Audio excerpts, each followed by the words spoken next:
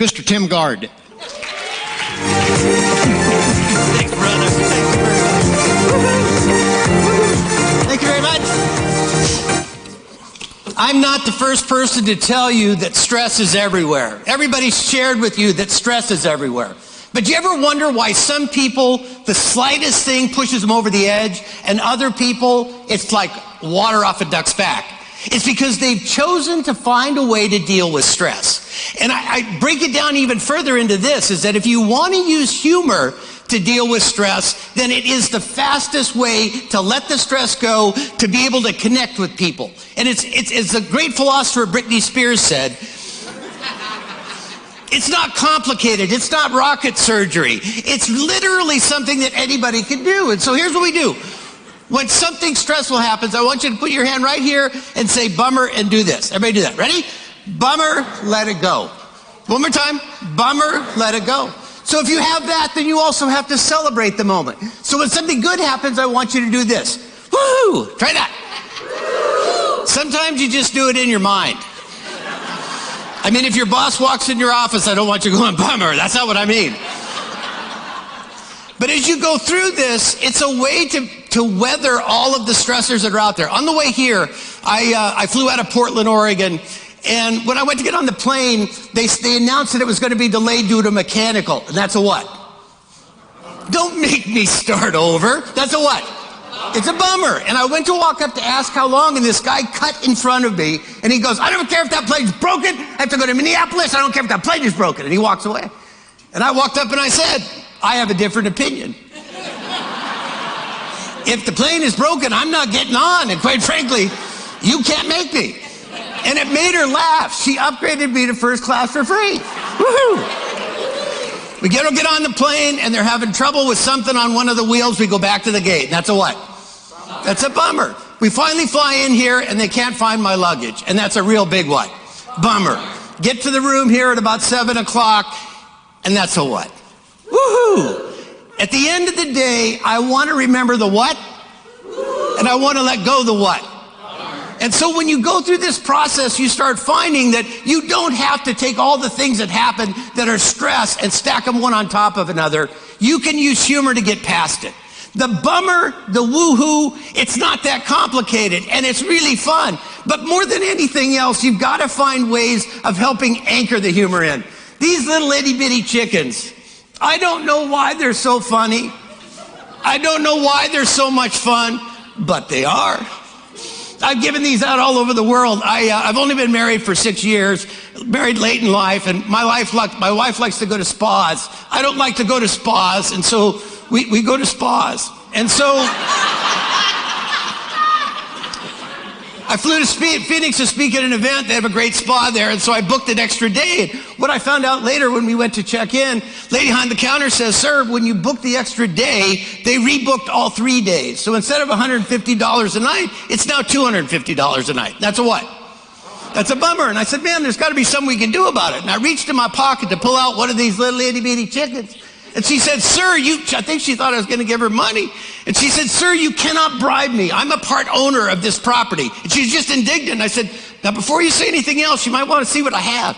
And I just kind of slid him across the table real slow. And opened my hand up, and she saw those little itty-bitty chickens, and she wanted them really badly. And she goes, well, and I said, now before you say anything else, I'm going to sweeten the pot just a little bit more. And I just put one more in there. I ended up getting the room for $80 a night. All because of itty-bitty chickens. Now, I came down the next day. She had them made into earrings. So I gave her 2 more. I didn't bribe her. I did what? I connected with her. Anybody can do this. These little things, these little seemingly funny things work well because I give them to customers. I give them to people. They put them in their pocket or their purse and they forget about it for a week. And when they're cleaning their pants or cleaning out their purse, they find that little itty-bitty chicken and it all comes flooding back. And I get calls all the time when people going, I found that little chicken. I've gone through 3 assistants now. I got to explain to them what's really happening here. But what you start having to do is realizing that this bummer woohoo, as you go through it, it's, the humor works because we all smile and laugh in the same language. It unites us. It brings us together when nothing else will work. And the humor, it's not about telling jokes. It's about learning to see the funny.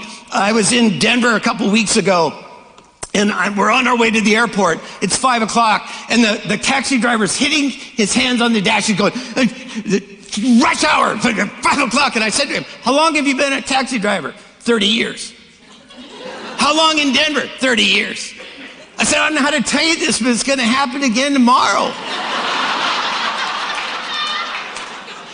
If you're a taxi driver and you can't deal with traffic, you need to do something else or work a different shift. We don't set ourselves up to fail like that.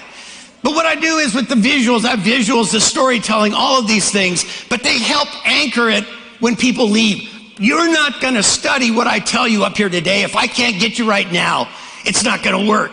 You have to be able to assimilate it right away. So I have a lot of fun things people have. I give them away when I do it. This is mental floss.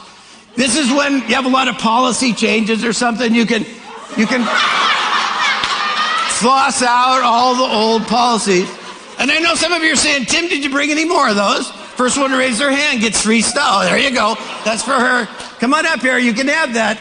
Please don't make me jump off the stage. I think I'm only good for once there. That's it.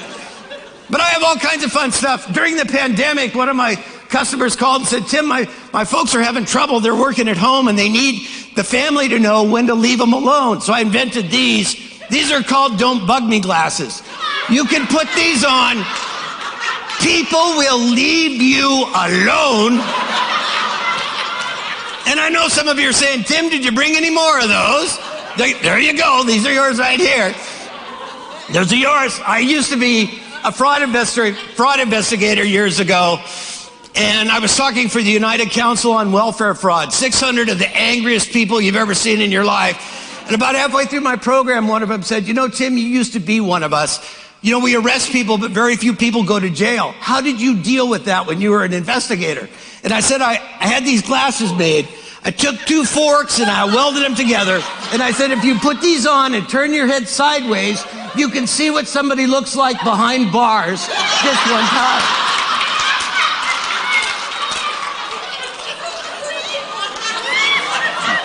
And it works for ex-husbands, ex-wives, auto dealers, everything.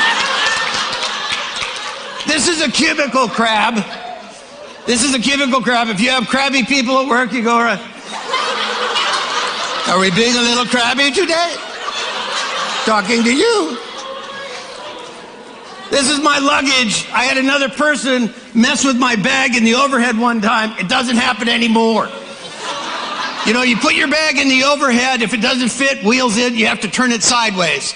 People would come behind me, move my bag back around, the bin wouldn't close, and I'd have to check my bag. Since I put the chicken feet in there, it doesn't happen anymore. I've actually watched people grab the handle, get right about here, and just put it back. Problem solved. This works for just about anything. You know, the visual things, the cubicle crabs, all of those things, all the accessories that I bring to the all of it works well. It can help with really stressful things. But more than anything, I want your folks to be what I call in the now. That they be very present and in the now. People are multitasking and on their phone and doing all this. It doesn't work. I was in a car accident in Denver a couple years ago, and I don't want to ruin the story for you because I lived. But I have a middle-aged crazy car, a little Audi TT convertible, and I was parked at a stoplight, and this person was in a big Bronco behind me, hit me at about 40 miles an hour, texting, knocked me clear through the intersection. I literally woke up as they were trying to work me into the ambulance. And I remember I looked up at the light, and the next thing I know, I'm in an ambulance, you know, and I'm laying there, and I started kind of freaking out, and they got me calmed down. They said, Mr. Gard, is there anybody we need to tell about what happened?